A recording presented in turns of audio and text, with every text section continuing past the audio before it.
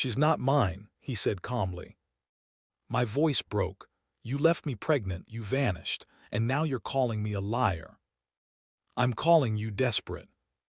The charity gala froze around us. Crystal champagne flutes suspended midair. Designer gowns rustling to stillness. Every wealthy face in Manhattan turning toward the spectacle. Desperate, I stepped closer, fury overriding humiliation. "Is that what you tell yourself? That I'm some gold digger chasing your money? What else would you call showing up here?" His voice was ice, controlled, dismissive, the voice of a man who'd mastered the art of making people disappear. "After 5 years of silence, you corner me at a public event with accusations." "Accusations," the word ripped out of me. "She has your eyes, Adrian, your smile, your—" "Enough!" He cut me off with the finality of a judge's gavel. "I don't know what game you're playing, Isabel, but I won't be manipulated. If you need money, hire a lawyer, but don't drag a child into your delusions." The crowd pressed closer, phones appearing, the modern-day equivalent of torches at a witch burning. "You're a coward," I whispered, tears hot on my cheeks. "You were a coward 5 years ago when you left, and you're a coward now." His jaw tightened, the only crack in his marble composure. Security. Two men in black suits materialized at my elbows. "This isn't over," I said as they guided me toward the exit. "She deserves to know her father. I deserved better than being erased." "You were never erased," Adrian called after me, and something in his tone made me turn back. "You were a mistake I corrected." The night air hit me like a slap. I stood on Fifth Avenue, shaking, watching limousines glide past like sharks. My cheap dress, the nicest thing I owned, bought for this exact confrontation, felt like a costume now. A poor girl playing dress-up in a world that would always see her as other. My phone buzzed. Maya, my sister, the only one watching Lily tonight. "How did it go?" I couldn't answer. Couldn't put into words the devastation of being called a liar in front of New York's elite by the man who'd once promised me forever in a shitty college apartment while rain hammered the windows. Another text. "Is you okay?" No, I was okay. I'd gambled everything on tonight, on the hope that confronting Adrian publicly would force his hand, make him acknowledge what he'd spent 5 years denying. Instead, I'd been dismissed like trash. I took the subway home because I couldn't afford the cab. 45 minutes from the glittering towers of Manhattan to my one-bedroom apartment in Queens, where my 4-year-old daughter slept, dreaming dreams that didn't include the father who refused to claim her. Maya was on my couch, laptop open, law textbooks scattered around her. Still in school, still believing the system could fix injustices. "That bad?" she asked, taking one look at my face. "Worse," I collapsed beside her. He denied it publicly, called me desperate and delusional. "Bastard," Maya's fury was immediate, protective. "We'll sue, paternity suit, child support, the whole." "With what money?" I laughed bitterly. "I work 2 jobs just to keep us fed. I can't afford lawyers who can touch Adrian fucking Castellano." The name tasted like poison. Adrian Castellano, 32, CEO of Castellano Capital Management, net worth, somewhere north of $3 billion, currently engaged to Victoria Ashford, daughter of a senator, perfect porcelain princess who'd never had to choose between electricity and groceries. And 5 years ago, before the money and the power and the perfectly curated life, he'd been mine. "Lily asked about him again today," Maya said quietly. My heart cracked. "What did you tell her?" "That her daddy was away, working." Maya's hand found mine. "But she's getting older, she's going to start asking harder questions." "I know. So what do we do?" I looked at my sister, 22, fierce, still believing good could win. "We fight. I don't know how yet, but we fight." The lawsuit arrived 3 days later. Not from Adrian, from his lawyers, cease and desist, defamation, harassment, a legal avalanche designed to bury me. Before we continue, can I ask you a question? Where in the world are you watching from? Comment below because we'd love to know how far these stories travel, and hit that subscribe button. The letter was 10 pages of threats wrapped in legalese, but the message was clear. Stay away, shut up, or be destroyed. I read it at the hospital where I worked as a nurse, my hands shaking so badly the pages rattled. "You okay, Isabel?" Dr. Chen asked, concern in his weathered face. "Family stuff," I managed. "I'm fine." But I wasn't fine, I was drowning.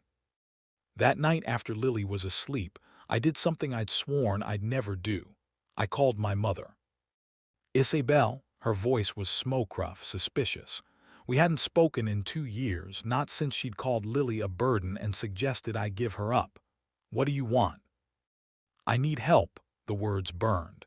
"Adrian's denying Lily. His lawyers are threatening to sue me. I don't know what to." "You made your bed," cold, final. "I told you that boy was trouble, told you to get rid of it before."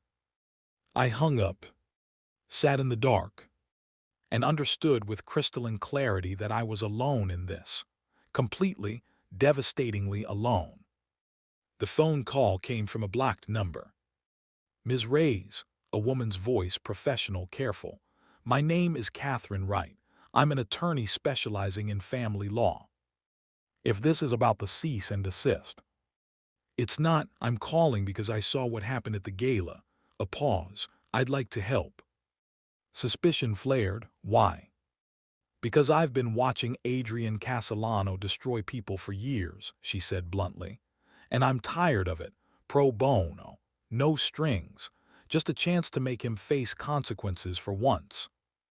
"What's the catch?" "No catch.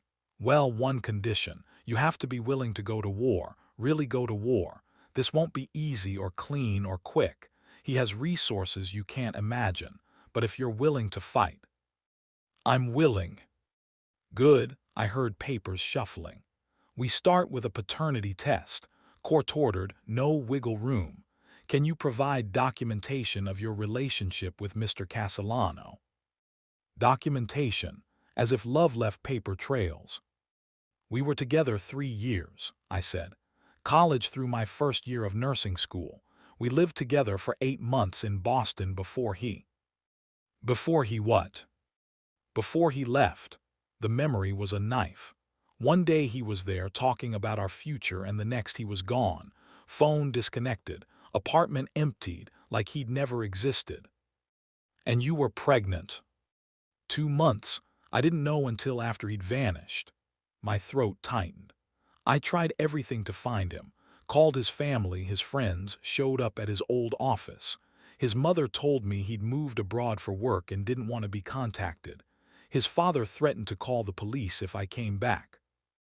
"The Castellanos are good at erasing problems," Catherine said grimly. "But we're going to make erasure impossible. Do you have anything from your relationship? Photos, messages, anything that proves you knew each other?" "I have a box. I hadn't opened it in 5 years, couldn't bear to.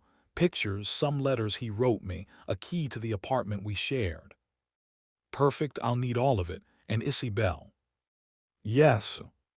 "Prepare yourself. He's going to try to destroy you. Your reputation, your credibility, everything. The paternity test will prove biology, but he'll argue you trapped him, manipulated him, that the pregnancy was planned to extort money." "It wasn't." "I know, but truth and legal strategy don't always align. Can you handle that?" I thought of Lily, her gap-toothed smile, the way she asked if her daddy would come for her birthday, the way she drew pictures of a family that included a faceless man she'd never met. "Yes," I said, "I can handle it." The paternity petition hit the media like a bomb. Nurse CLAIMS Billionaire Adrian CASTLLANO is secret baby daddy. CASTLLANO DNIES paternity, opportunistic lies. DNA test ordered in high-profile paternity case. My face was everywhere, grainy photos from the gala, old pictures someone had dug up from my social media, even my damn nursing school graduation photo. The comments were vicious. Gold digger. She's just trying to get paid asterisk. Why wait 5 years if the kid's really his? Probably doesn't even know who the father is. I stopped reading after the first 100. Stopped checking social media. Stopped answering calls from numbers I didn't recognize. Reporters hunting for quotes. Strangers offering opinions on my morality. Work became a nightmare. Patients recognized me, whispered. Some refused my care. The hospital administrator called me in for a conversation about maintaining professional boundaries and institutional reputation. I haven't done anything wrong, I said, trying to keep my voice steady. That's not the point. He was uncomfortable. Wouldn't meet my eyes. The attention is disruptive. Perhaps a leave of absence while this situation resolves itself. I can't afford paid leave, he clarified quickly, just until the media attention dies down. Translation: get out until you stop being a liability. I took the leave because I had no choice. Adrian's response came through his lawyers, a counterclaim so aggressive it took my breath away. He wasn't just denying paternity. He was accusing me of fraud, extortion, intentional infliction of emotional distress, seeking damages for reputational harm. He's trying to intimidate you, Catherine explained over coffee in her office, a cramped space in Brooklyn, nothing like the marble towers Adrian's attorneys operated from. Make the cost of pursuing this so high you give up. I won't. Good, because we have our own ammunition. She slid a folder across the table. Financial records. I did some digging into where Adrian was 5 years ago, what he was doing when he vanished on you. I opened the folder. Bank statements, travel records, hotel receipts. He didn't go abroad for work, Catherine said. He went to the Castellano family compound in the Hamptons, spent 3 months there right after he left you. And look at this, she pointed to a line item. Medical bills, specifically psychiatric evaluation and treatment. What? His family had him committed to a private facility, she said grimly. Voluntary, technically, but from what I can piece together, it wasn't exactly his choice. They found out about you, about the relationship, and didn't approve. Wrong background, wrong class, wrong everything for their golden boy. The room tilted. They sent him to a psychiatric hospital. More like a luxury spa for rich people having breakdowns, Catherine corrected. But yes, the Castellanos have a pattern of this, removing obstacles, controlling narratives. Adrian wasn't the first family member they've treated for inconvenient attachments. So he didn't just leave me. Understanding crashed over me like a wave. They took him.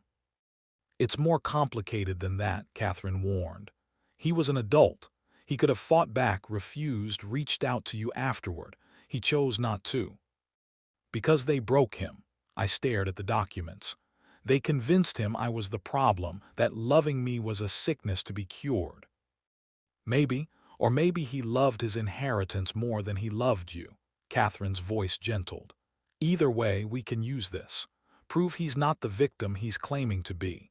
Show the court and the public that there's a history here, that you weren't some random hookup trying to trap him. Will it be enough? For the paternity test, yes. For everything else, she hesitated. That depends on what you want. Legal acknowledgement, child support, custody arrangements, or something more. I thought about Lily, about the questions she'd ask someday, about the man who shared her DNA but refused to claim her. I want him to look at her, I said quietly. Just once. I want him to see what he's been denying and know exactly what he threw away. The court-ordered DNA test was scheduled for a Wednesday at 2 p.m. I brought Lily, not because I had to. The test would use my sample to establish maternity, but because I wanted Adrian to see her. Wanted him to look into the face of the child he claimed didn't exist. She wore her favorite dress, purple with butterflies, a birthday gift from Maya.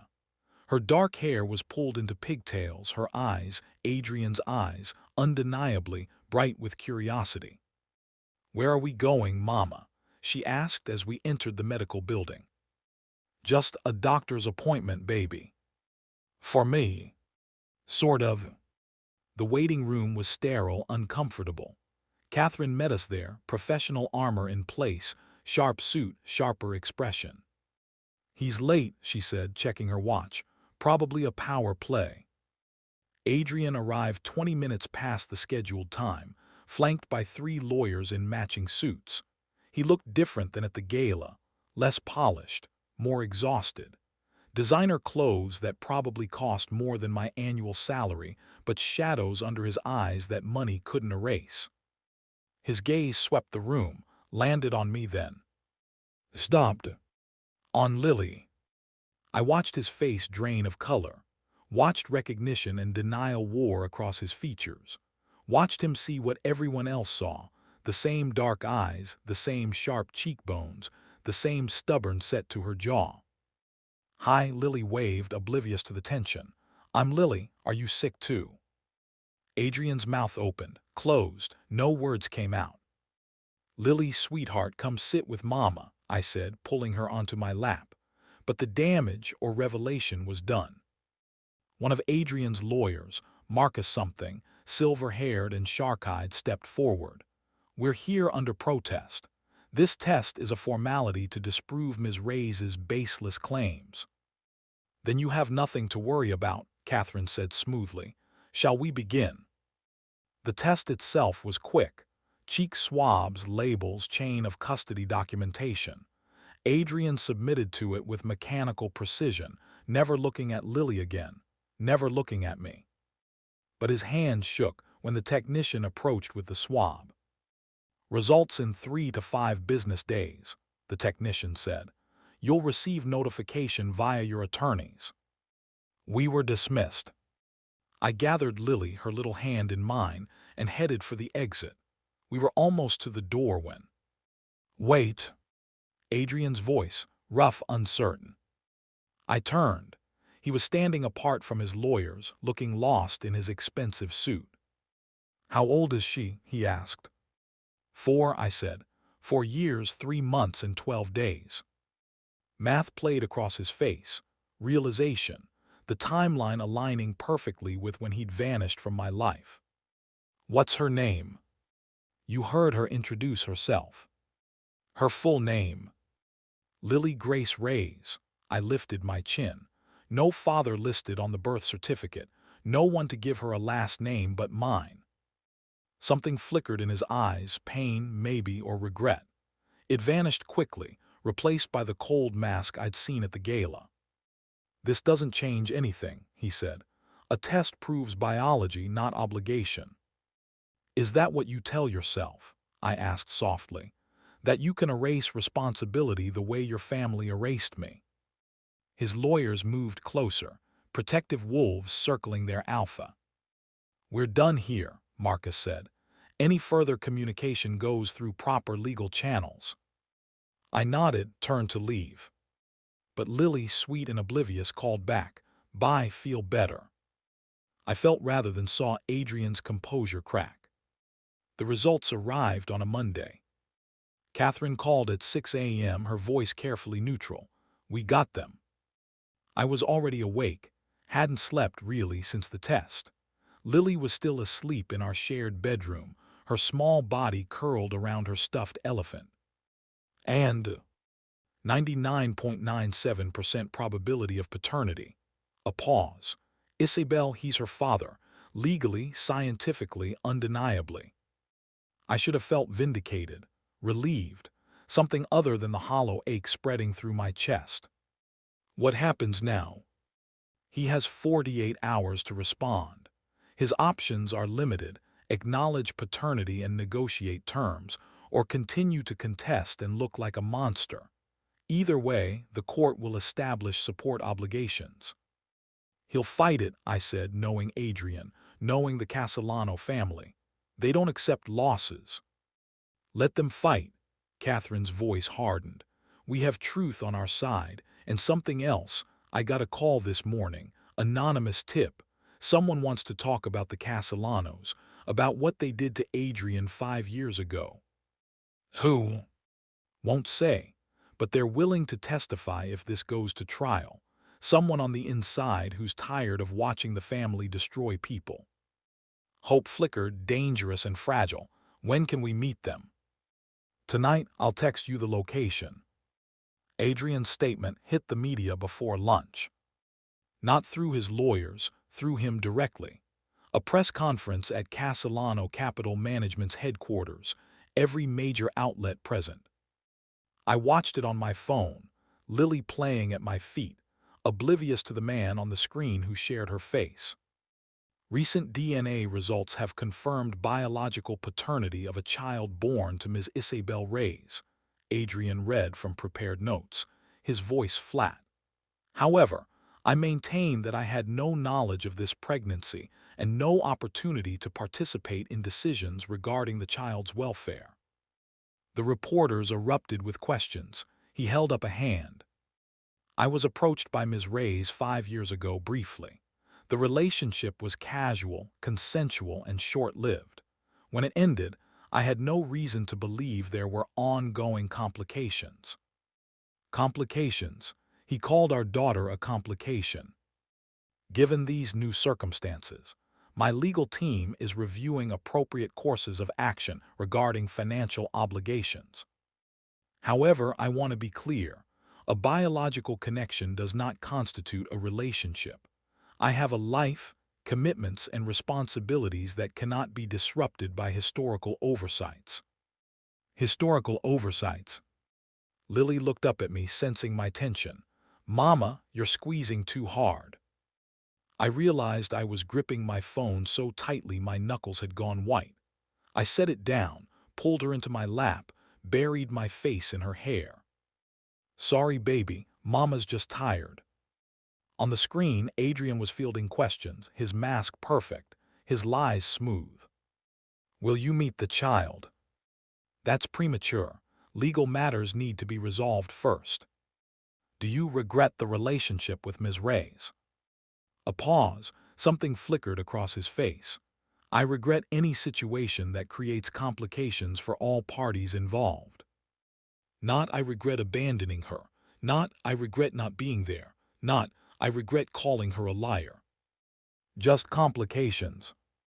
The anonymous source turned out to be Adrian's younger brother.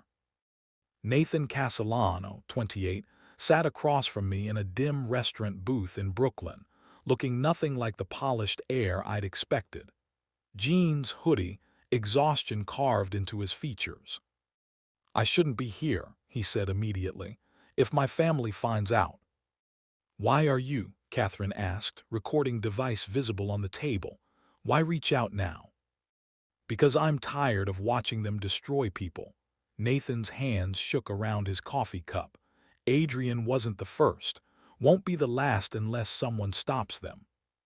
Tell us what happened, I said softly, 5 years ago when he left. Nathan's jaw tightened. They found out about you, about the relationship. My father lost his mind, you weren't appropriate, weren't from the right family, weren't part of the plan. He gave Adrian an ultimatum, end it completely or lose everything. The inheritance, the company position, the family name. And Adrian chose the money. Adrian chose survival, Nathan corrected. You don't understand what it's like in that family. Refusal isn't an option. My father doesn't make threats, he executes consequences. When Adrian tried to resist, tried to say he loved you and wanted to make his own choices. He trailed off, swallowing hard. What did they do? Catherine pressed. They had him involuntarily committed, called it a mental health crisis, said he was having a breakdown, making irrational decisions, needed intervention. Our family doctor signed off on it. Suddenly, Adrian was locked in a wellness facility in the Hamptons, being treated for his inability to see reason. Horror washed over me. For how long? 3 months. Therapy sessions where they convinced him you were toxic, manipulative, a threat to his future. Medication to keep him compliant. By the time they let him out, he was different, broken. He stopped fighting, stopped asking about you, just accepted that loving you had been a mistake. He could have contacted me after, I said, but my voice wavered. Once he was out. Could he? Nathan met my eyes. They monitored everything. His phone, his emails, his movements. And they'd conditioned him to believe you were dangerous. That reaching out would destroy him. By the time he was free to choose, he'd been convinced there was only one choice. Silence fell heavy. Why are you telling me this? I asked finally. Because when I saw that little girl on the news, your daughter, I saw my niece. Nathan's voice cracked. And I saw my family doing it again, erasing someone, rewriting reality until their version is the only one that exists. I can't stop them from controlling Adrian, but maybe I can stop them from erasing that child. Will you testify to this? Catherine asked. In court if necessary. Yes, Nathan's hand steadied. I'll tell the truth, all of it, even if it costs me everything. Adrian's lawyer called the next morning. Not Marcus with his shark eyes, but someone softer, Jennifer Chen, family law specialist. Ms. Reyes, I'd like to arrange a private meeting. Just you and Adrian. No lawyers, no recording devices. A chance to talk honestly about the situation. Why would I agree to that? Because despite what you've seen in the media, Adrian is struggling with this news. The DNA results change something. He's asking for a conversation. Real conversation, not legal positioning. I looked at Lily, playing with blocks on our worn carpet. Looked at the stack of medical bills on the counter, her pediatrician, the asthma medication she needed, the glasses we'd finally been able to afford. When? Tonight, 7 p.m. There's a private park near the Castellano estate. I'll text you the address. He'll be alone. If this is some kind of ambush. It's not, Jennifer said, and something in her voice sounded genuine. He's not doing well, Ms. Reyes. I think he needs to say things he can't say in front of his family or his lawyers. Whether you want to hear them, that's your choice. The park was empty when I arrived, the fall evening cold and sharp. Adrian was already there, standing by a fountain, hands shoved in his coat pockets. He looked smaller somehow, without the armor of suits and lawyers. You came, he said as I approached. I almost didn't. I wouldn't have blamed you. He turned to face me fully, and I saw the exhaustion, the cracks in his carefully maintained facade. Thank you for meeting me. Your lawyer said you wanted to talk. I don't know what I want, he laughed hollow. That's the truth. For 5 years I've known exactly what I wanted, what I was supposed to want. And now you have a daughter. Do I? The question sounded agonized. Biology says yes, but what does that actually mean? I don't know her, she doesn't know me. I'm a stranger who happens to share her DNA. That's your choice, I said, anger rising. You chose to be a stranger. Did I? He met my eyes. Did I really choose, Isabel? Or was I so thoroughly convinced that leaving you was the only option that choice became irrelevant? Nathan told me, I said, about what they did to you, the facility, the therapy, the control. His face went white. He had no right. He had every right, my voice rose. Because I spent 5 years thinking you abandoned me out of cruelty or indifference. I thought you just didn't care enough to stay. And now I find out you were locked in a psychiatric hospital, being brainwashed into thinking I was poison. It wasn't brainwashing, Adrian said, but his voice lacked conviction. They were protecting me, helping me see clearly. Clearly? I stepped closer, fury overriding caution. You saw so clearly that you vanished without a word, that you let me raise our daughter alone while you rebuilt your life according to someone else's blueprint. That clarity looks a lot like cowardice from where I'm standing. I know, the admission broke something in him. I know what I did, what I've been doing, and I don't know how to undo it. You can't, I said flatly. 5 years, Adrian. 5 years of Lily asking where her daddy is, why he doesn't want her if she did something wrong.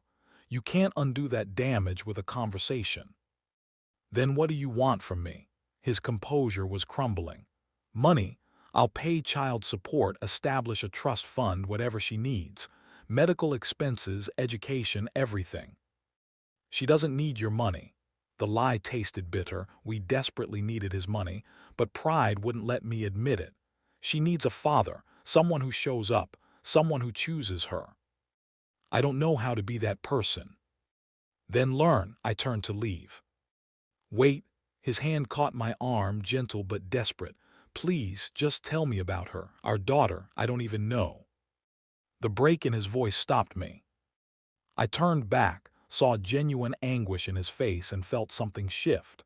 Not forgiveness, too soon for that, maybe forever too soon, but recognition that he was as trapped as I'd been, just in a different cage. Her full name is Lily Grace Reyes, I said quietly. She's 4. She loves purple and butterflies and singing off-key. She's terrified of thunderstorms but brave about everything else. She has your eyes and your stubbornness and this way of tilting her head when she's thinking that's pure you. Adrian's eyes were wet. What does she know about me? Nothing. I told her you were away working, that you loved her but couldn't be here. I lied because the truth, that you didn't know she existed, that you might not want her even if you did, would destroy her. I want her. The words burst out of him. I saw her in that waiting room and I wanted her. Wanted to know her, wanted to rewind 5 years and do everything differently. But I don't know how to want her and still be the person my family needs me to be. Then stop being that person. And become what? A disappointment, a failure. Someone who throws away everything his family built for. For his daughter, I finished. For the chance to be the father she deserves instead of the heir they demand. He was silent for a long time. My family will disown me, he said finally. If I choose her publicly, claim her, acknowledge her as mine, they'll cut me off completely. The inheritance, the company position, probably even the Castellano name. Then you'll finally understand what the rest of us live with, I said. Having to build something from nothing, making choices based on love instead of obligation. I'm scared. The admission hung between us, vulnerable and raw. So am I said softly, every single day, but I do it anyway because she's worth it. The question is whether you think she's worth it too. Adrian's answer came in pieces over the next 2 weeks. First, a wire transfer. Not the calculated child support his lawyers would have structured, but a direct deposit with a note for Lily's medical expenses. No strings. Second, a request through Jennifer Chen. Could he meet Lily? Supervised brief, just a chance to say hello properly. Third, an invitation to his engagement party with Victoria Ashford. Not for me, for his family and society, a showing of unity and control. But he wanted me to know it was happening, wanted me to understand what he was still tied to. I agreed to the meeting, refused to attend the party. The meeting happened in a neutral space, a child-friendly cafe Catherine helped arrange, bright and loud with kids' laughter. Lily was nervous, clutching my hand as we entered. Is the sick man coming again? His name is Adrian, I said carefully. And yes, he wants to meet you properly. Why? How do you explain complicated adult failures to a 4-year-old? Because he's been away, and now he wants to get to know you. Adrian arrived exactly on time, looking terrified in a way I'd never seen him. No lawyers this time, no armor, just a man meeting his daughter for the first time with intention. Hi Lily, he said, crouching to her level. I'm Adrian, your mom and we were friends a long time ago. Lily studied him with serious eyes. You have my eyes. What? Maya says I have special eyes. You have them too, she pointed. See, same color.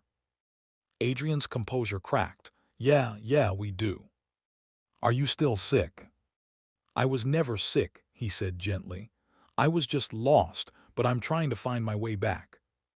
Mama says being lost is okay if you ask for help. Lily's childhood wisdom, delivered with utter seriousness. Your mama is very smart. They spent an hour together. Careful, supervised Adrian asking questions about her favorite color purple, her favorite food mac and cheese, her dreams becoming a veterinarian or a princess. She hadn't decided. I watched from a nearby table, Catherine beside me, and saw something I hadn't expected: genuine connection. Adrian wasn't performing fatherhood. He was attempting it, fumbling and uncertain but real. When the hour ended, Lily hugged him goodbye. Brief, impulsive, the way kids do. Adrian stood frozen, then carefully hugged her back, his face a study in overwhelmed emotion. "Can we do this again?" he asked me as Lily ran to pick out a cookie. "Regular visits, getting to know her." "That depends." "On what?" "On whether you're doing this because you want to know her, or because you want to ease your guilt. Because she deserves better than a father who shows up out of obligation." "I want to know her," he said, voice rough. "And I know I have no right to ask for time or patience or forgiveness, but I'm asking anyway." His engagement party happened that weekend. I didn't attend, but the photos were everywhere: Adrian and Victoria, perfect couple, perfect lives, announcing wedding plans for the following spring. Catherine called afterward. He tried to end it, the engagement, told his family he couldn't marry Victoria while navigating paternity issues. What happened? They threatened him, his father, his uncles, the whole board. End the engagement and he's out. Not just disinherited, blacklisted from every business connection the Castellanos have. He'd be starting from zero with no support system. So he chose them. "He chose survival," Catherine said. "Again, but Isabel, he's fracturing. I've seen it before in cases like this. He can't maintain both lives much longer. Something going to break." It broke 3 weeks later. Not with warning, not with careful planning, just an explosion of accumulated pressure. Adrian showed up at my apartment at 11 p.m. on a Thursday, still in his suit from some business dinner, looking wild-eyed and desperate. "I can't do it," he said before I could speak. "I can't marry Victoria, can't keep pretending Lily doesn't exist, can't keep being the person they want me to be."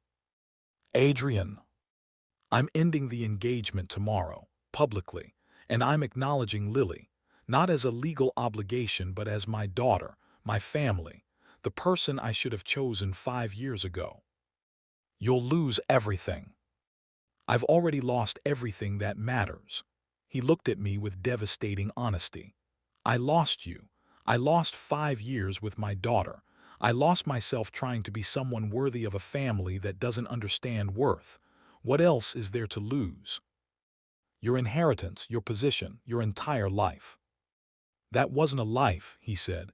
"It was a performance, and I'm tired of performing." The press conference happened on a Friday morning.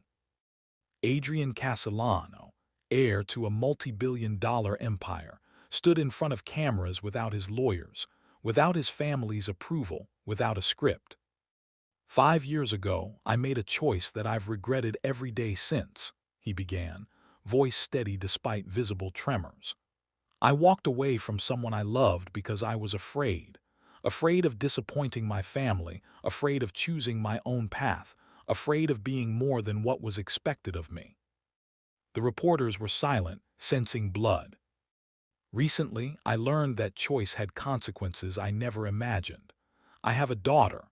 Her name is Lily. She's 4 years old, and she is the most remarkable person I've never had the privilege to know." Photos appeared on the screen behind him, pictures I'd provided through Catherine. Lily at her birthday party, Lily in her butterfly dress, Lily laughing with paint on her face. Her mother, Isabel Reyes, raised her alone while I built a life that looked successful but was fundamentally empty. She deserves recognition and support I failed to provide. And Lily deserves a father who chooses her, publicly, proudly, without reservation. He paused, looking directly at the camera. "Today I'm announcing the end of my engagement to Victoria Ashford. I'm resigning from my position at Castellano Capital Management.